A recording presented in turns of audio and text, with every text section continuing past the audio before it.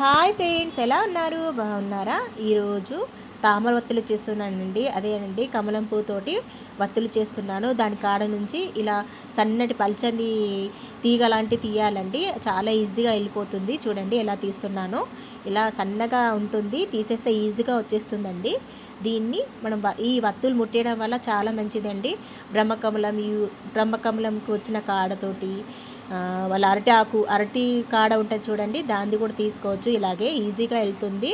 ఇవన్నీ తీసుకొని మనము పత్తి తీసుకొని దాన్ని దారం వత్తులాగా చేసుకోవాలండి. చూడండి నేను ఎలా చేస్తున్నానో చూడండి, చాలా ఈజీగా అయిపోతుందండి. తామర వత్తులతోటి దీపం ముట్టడం వల్ల మనకు చాలా మంచి జరుగుతుందండి.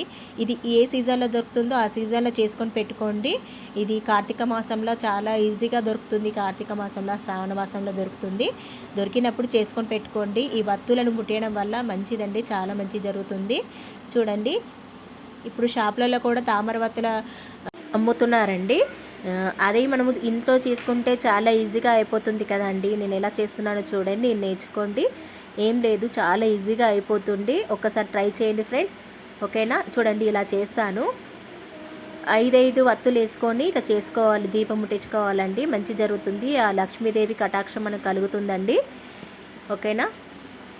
ఇలాగే అన్నీ చేసుకోవాలి. ఇలా దారములాగా తీసుకొని మనము వత్తులు ఎలా చేసుకుంటామో, మన పెద్దవాళ్ళు ఎలా చేస్తారో అలా చేసుకొని పెట్టేసుకోవాలండి. చాలా ఈజీగా అయిపోతుంది. దీనికి ఎంత టెన్షన్ పడాల్సిన అవసరం లేదండి, ఓకేనా?